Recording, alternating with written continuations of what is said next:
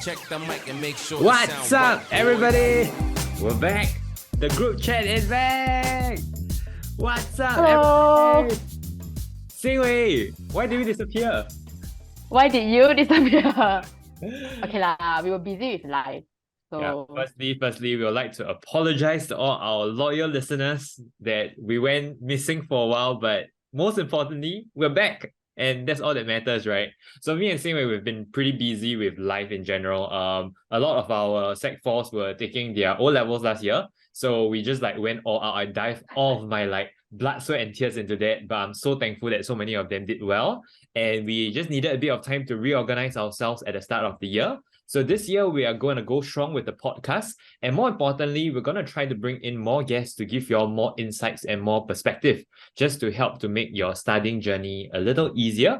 So apologies for those that have been waiting for a new episode, but we're back. That's most important. Xin Wei, how has been life for you? like what you said, last year end was really busy. Then after we were so busy, we also took a short break for ourselves.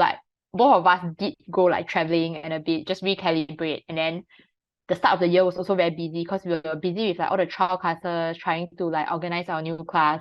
But now it's late February, but we are ready to be back and bring you valuable content. Yeah, and as you can see from my background, for those of you who are watching on YouTube, this is our new center. Yes. So something that we were also busy with was setting out our first official Bukit Timah outlet. So just happy that the center renovation, everything went well. So we have many classes ongoing every week. We even had a couple of events last month. And I think that was where a lot of our time and effort went into. You probably might have seen me a little if you actually attended the JC versus Poly webinar. So for those of you who actually moved on from O-levels, right, and now you're in JC or Poly and you're still listening to the podcast, it has been quite a journey for us. And it's just nice to see that everybody moving on to their next chapter. Pretty exciting stuff. But back to what we do best, which is to share more about insights, all right, on how you can make revising and studying easier. Today, we're talking about a pretty interesting one, which is on mastering new topics. So many of us, as the year begins, whether you're starting in JC or maybe starting Sec 4 or moving from Sec 2 to Sec 3, you will be in this phase whereby you are learning new topics. And we want to kind of talk about more into how you can learn new topics more effectively, to retain that knowledge and to achieve mastery.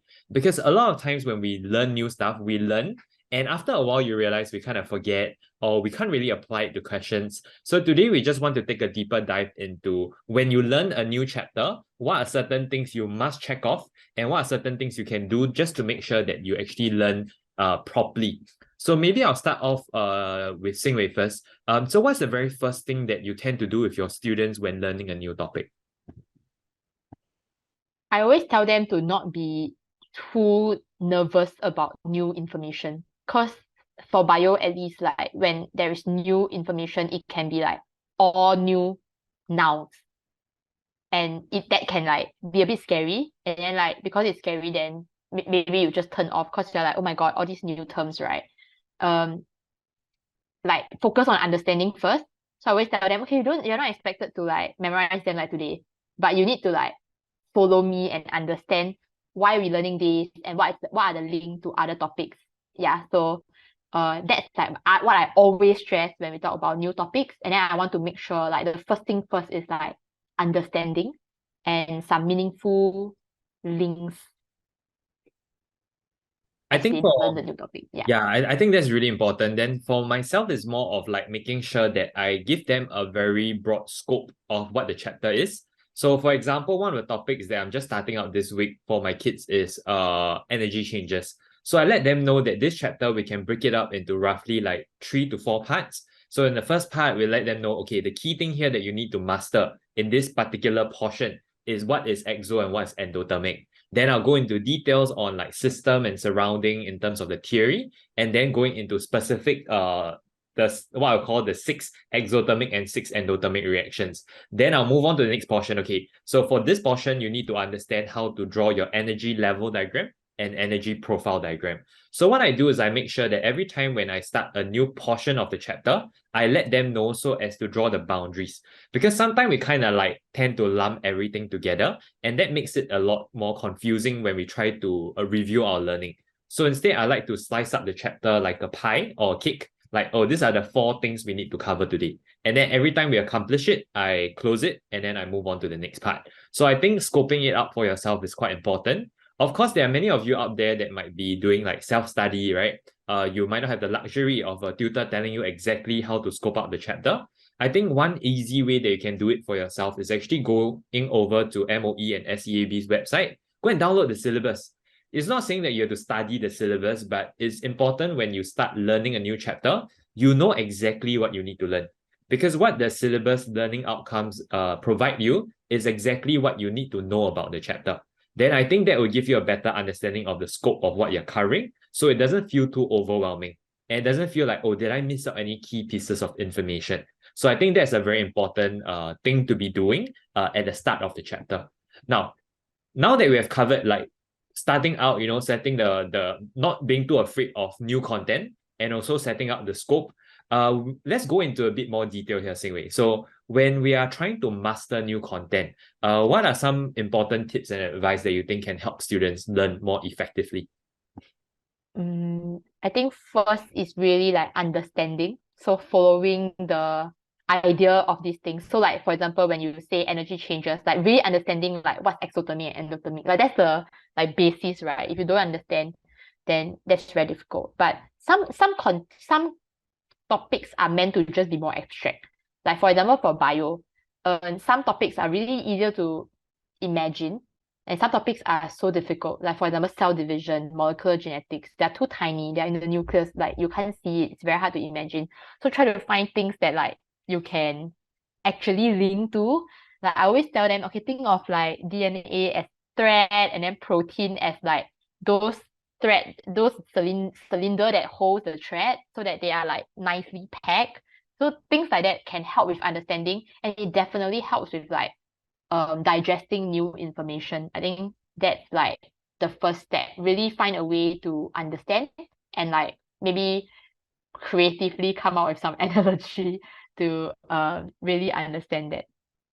Yeah, I think this is a lot easier, of course, with tutor in place, but even without, you can get creative with the way you think about things. So going back to energy changes, since we're using an example, for my students, what I like to do with them is like to show them some pictures and some GIFs where appropriate. So for example, for an exothermic reaction, what I personally do is I show them a character spitting out fire. Or you can think of it like a dragon spitting out fire. Why? Because that gives you a very strong sensation, right? That is hot. So you can link exothermic with hot, and you know that the fire comes out from the dragon's own energy system, right? So spitting out fire means you make the surrounding hot, but your own energy level would drop. So I think associating it with certain pictures and imagery like that really helps to ground it in your head. So instead of thinking like I'm memorizing like specific words, instead you're just remembering certain pictures and certain images in your head. It's a lot easier to remember a story rather than to in a string of information. So I think that's what me and Xin Wei is trying to get across. Like, get creative with the way you study. Don't be too caught up with just like, trying to have a photographic memory to digest everything. It doesn't work that way. Your brain doesn't like that. Your brain hates it. Okay, and it makes studying pretty boring. So think of it as more of like a challenge. Get creative in that sense to make your own learning more fun as well. Now, once you learn the content and you start to feel like, oh, my feet is wet and like I'm ready to like jump straight in, my next advice is actually to do practices. Now, of course, practices comes in different layers of difficulty. I would say your workbook is usually the easiest approach. Workbook/school worksheet. I think those are usually designed to help you learn the content in a very simple format. The next area that I'll tap into is actually the 10-year series. Especially at secondary level, the 10-year series is highly manageable, especially with the answer key given. Then I feel like it's only when you've done your full mastery, then you think about doing prelim papers and school papers. Same way for yourself, for your bio lessons, do you employ a similar scheme? Like what do you do first in terms of practices? Yeah, progressive, like really progressive. I try to, because bio, I mean, as everyone know, bio has a lot more memory work compared to a few subjects, right? So it really gets super progressive. So after I finish teaching, it starts with like tiny questions first, like really simple questions like, okay, what are the 4 points that you need to know for this? So this kind of review questions. Then we move on to exam questions, because they're kind of straightforward questions, right? Like it's like helping my students to memorize, but won't come out in exam one. Too easy really. They won't ask so straightforward. Then we move on to more exam kind of questions. Then prelim question will come, but a bit later lah. Because some prelims question, especially nowadays, has a lot of integrated topics. So it really does require like a little bit more of like not just understanding, but mastery or like the ability to link between topics. Yeah. Yeah, so if anything, if you're learning a new chapter, I think don't be too anxious to jump into exam questions straight away. You kind of need to give yourself a bit of a level up, before you eventually hit the level where you feel like you're capable of tackling the more difficult, complex questions, or maybe even questions like Xin Wei said, it's more a hybrid nature. They test you a few chapters at the same time. So those you don't kill yourself over it at the very start. Instead, focus on getting your foundation right. Now, for certain chapters that I would say in chemistry, they are maybe more knowledge and memory intensive, or even for bio, where there's a lot of memory work into memorizing the terminologies and the processes. Something that I would like to highlight here is that it's so important to do regular reviews of your learning. Now, if you have seen like the curve before, your knowledge retention actually drops very drastically if you don't recap your content. So this is not so much like whether you're hardworking or you're lazy. If you're looking at it from a pure efficiency point of view, like you want to get as much output as possible, it's actually very important for you after learning new content, for you in the next 24 or 48 hours to review that content once, and maybe during the weekend review it again. By doing so, right, you actually retain more than 75% of the things you actually learn. So this means that you don't have to go back again in the future, maybe 2 months down the line when your test is coming, to go and relearn everything again. So it's actually more productive for you as you're learning new topics to review them 1 day, 3 days, 7 days, 1 month after, to make sure you retain that knowledge rather than having to relearn it every time. So this is especially so in the first half of the year when your school will be chonging, right? They'll be like, oh, I need to teach as many topics as possible. That's exactly when you start feeling overwhelmed and you're like, okay, let's move on to the next, let's move on to the next. But you forget that you need to just double back and recap whatever you have learned. And when I say recap and review what you have learned, I'm not saying you need to spend an entire day relearning the topic. Actually, half an hour is more than enough for one chapter.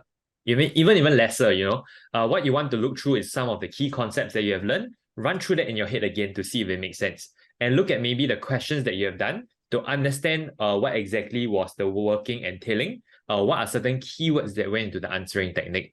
If you can do that, I promise you would love yourself when it comes prelim in August. Why? Because everything I still remember. That's the magic of it.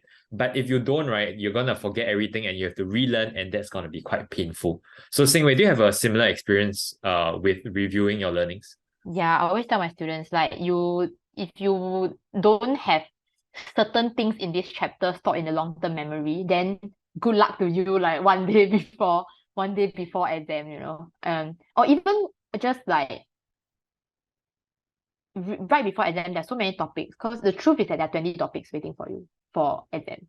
And if you really are relying on like last minute cram, like your brain is like that, like cannot cram so many. So I always tell like the analogy I like to use is that think of like storage boxes, and there's like 2 storage rooms. One is like a short-term storage room and one is a long-term storage room, but they're linked.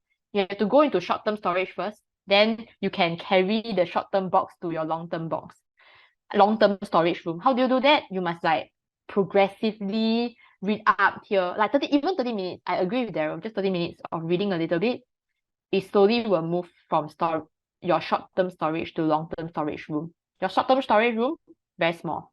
The long-term storage room, unlimited storage. Yeah. So if you regularly, slowly move in, then once it lives in your long-term storage, right, it's there forever already.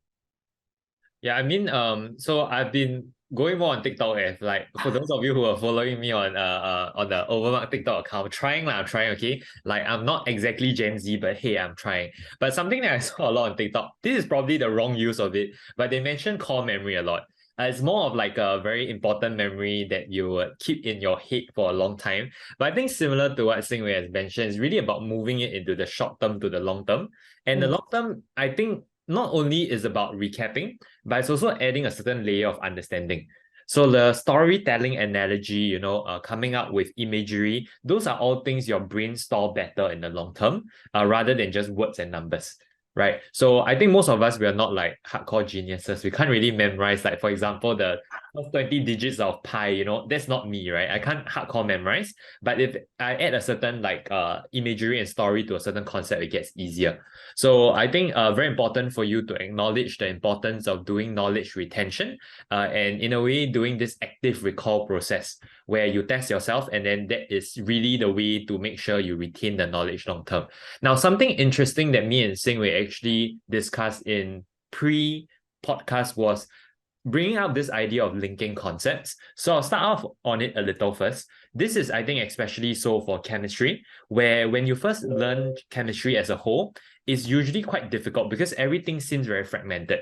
But after you learn the entire topic, like everything, you start to see the link between the topics, then everything will start making a lot more sense, like sort of like a mega spider web of sorts. So for example, energy changes, back to energy changes. I linked it back to the topic on kinetic particle theory because I wanted to show my students that when they learn about change in state, melting, boiling, condensation, and freezing, those are all exo and endothermic processes. So that minimizes the memory work needed, because instead of having to relearn a new content, you're linking it back to old content and using that to reinforce the new content that you're learning. So in chemistry, I do that a lot. For example, in electrolysis, I'll link it back to redox, right? So there's a lot of ways to make the learning process easier, but you just have to spend a bit of time to think it through, all right, to see the link or listen closely, because most of the time your teachers actually do share about these links. It's just that, in class, then you're like, you're not listening, then you miss out on these key pieces of information. So Xin Wei, for bio, how does linking of topics work? Yeah, I totally agree. Sometimes like students will ask me a question like, oh, how about this? Like I can't really understand this. Then I'll be like, I'll pause for a while. I'll be like, oh, you will learn it in like the next two chapter. Like, yeah, so there are a lot of breaking pieces, but that's how it works, right? Everything is interlinked. So it's very difficult. Like when you learn part by part, there will be missing pieces. And that's when after you finish learning the entire chapter, I think you can look back and then be like, oh, okay, so you need to like own self-link it, because they are kind of they're taught in fragments. So you need to link the fragments up. Yeah, I totally agree with that. Yeah, so I think it's also about progressively doing all of these links. The faster you're able to do them, the easier the whole subject would appear. Of course, this takes time because you kind of need to finish all of these topics before you can start doing the links. So I think it's something that you can be doing if it appears. And of course, it will be best if you know exactly how the topics are linked, then you have a much easier time, right? But on top of that, something that I like to bring up as well is that it's usually these topics that are linked that are tested concurrently. It's a bit like for metals, right? I'll teach them, because this year there's still blast furnace, but then I'll show them that the blast furnace, there's actually an acidic and basic oxide. Then that is linked to acid bases. But at the same time, in the blast furnace, there are what we call redox and non-redox reactions as well. So that is linked to redox reaction. So you can start to see actually a lot of things start to be interlinked, and that's when you connect the knots. Then as a question, it tends to appear in prelim as well. So another way y'all can approach the linking of concepts is when you're doing questions and you realize that, why is these two topics being tested together? That's when you can actually draw the link, and establishing that link will just further strengthen your understanding.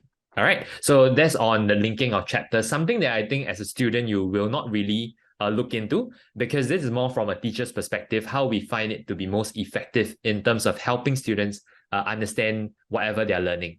Now, let's move on to another point. I think this one is quite important as well, which is testing yourself. So Xin Wei, what does it mean when we say test yourself? I think like one question that I get a lot from students, right, as a bio tutor is, how can I memorize? Because I got a lot to memorize, right? So then I ask, how do you memorize? Then they will tell me, oh, read through the notes, that kind. So when you're reading through the notes, right, of course you know, you read the word, of course you understand, then you're like, makes sense, makes sense.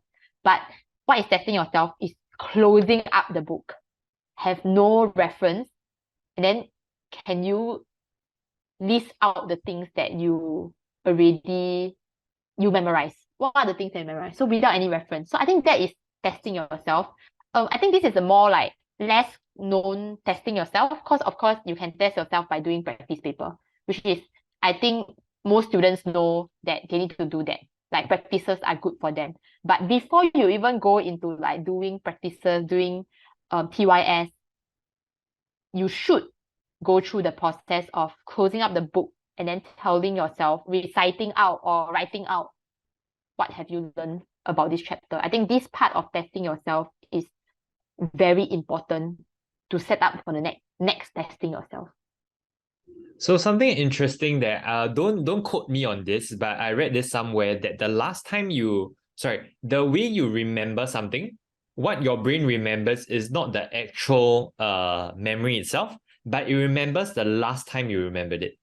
If you get what's the difference. So imagine you had like a piece of memory. It's not that you remember that memory, but you just purely remember the last time how you remember that memory. So that's kind of like how your brain functions. If not, it needs to store too much information, it can't declutter. So that's how it gets rid of like information. And that's, I think, something that is very applicable to learning as well, because you need to practice this process of active recall, of pulling the information out from your memory bank out.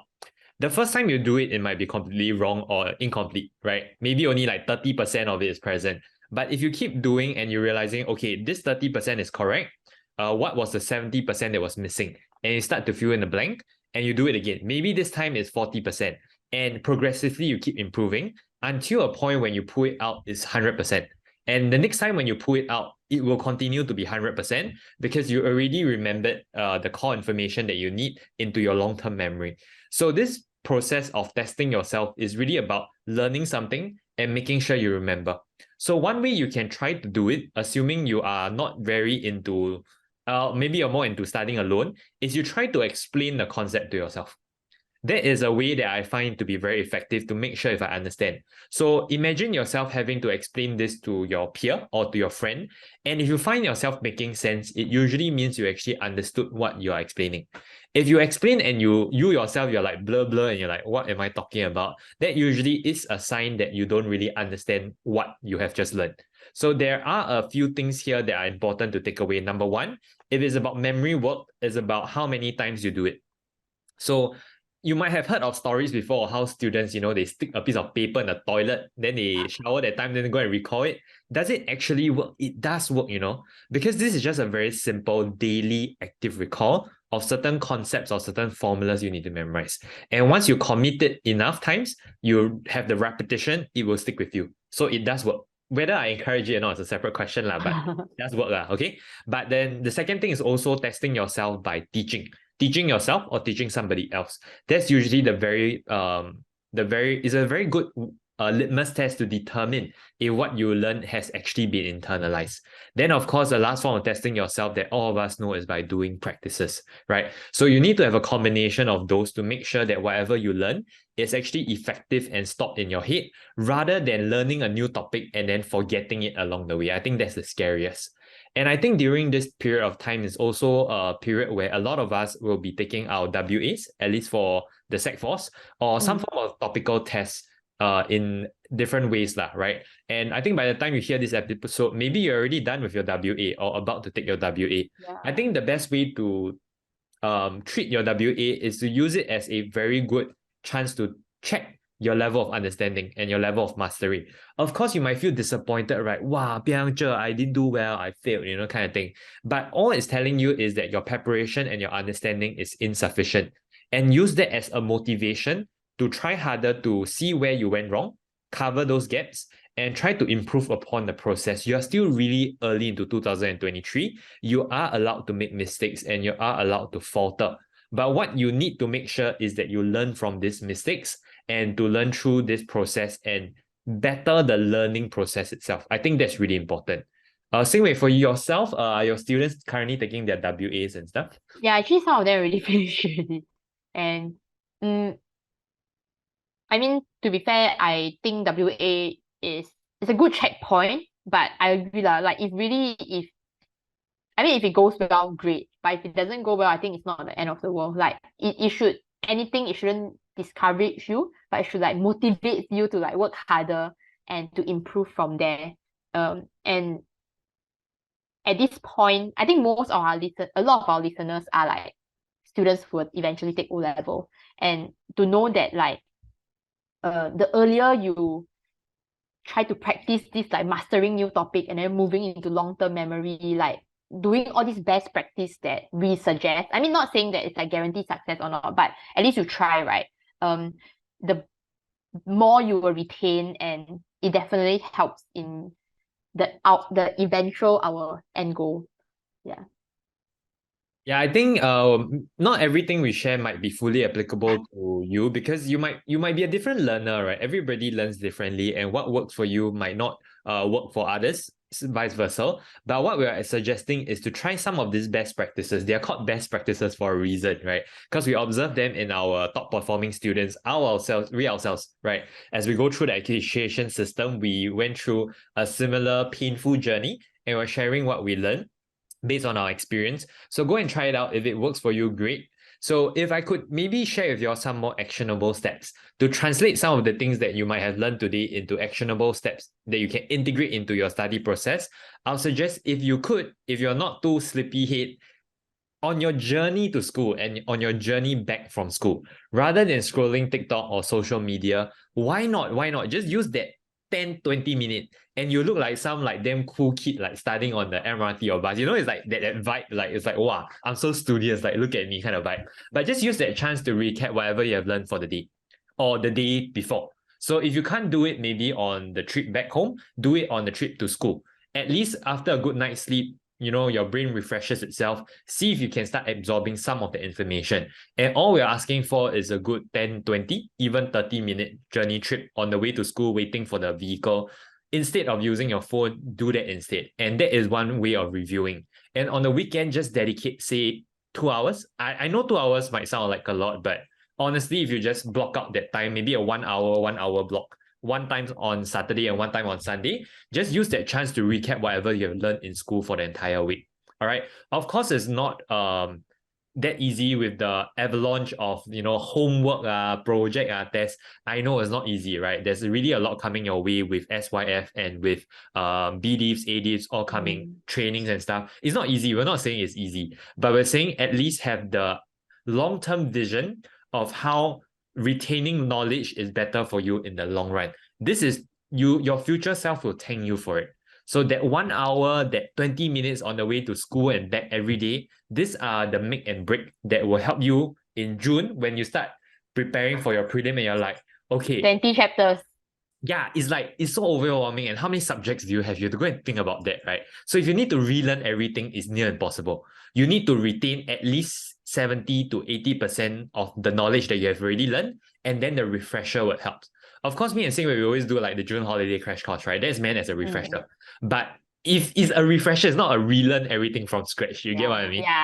Yeah, so it's really important that if you're starting this academic year, now is only February, you're still young into the year, please try to employ some of these good habits. And if you can bring it with you long term, you will realize that actually it's not as intimidating as it sounds like. So most importantly, I hope that we shared something useful, and we're just really happy to be back. I don't know about Xin Wei. Xin Wei, what are your thoughts when we discussed like, let's restart this podcast, what was the first thought that came to your mind? I think I was thinking like, wow, it's been so long. I haven't speak in front of my laptop for so long. Yeah, it hasn't been easy, and there's a lot of new developments happening with OVERMUGGED, but we hope to still bring you this quality podcast as long as we can. We promise we'll be around this time. And if you go missing, you can hold us accountable and like, hey, where are you guys, kind of thing. But Of course, if you enjoyed today's podcast, remember to subscribe to us on Spotify. And if you're watching this on YouTube, just give us a like and subscribe so that we know we're doing well, and you guys are glad that we're back. But more importantly, we hope that today's session brought something useful and something that will help you learn new chapters better. And with that, we'll see you in the next podcast. Bye-bye.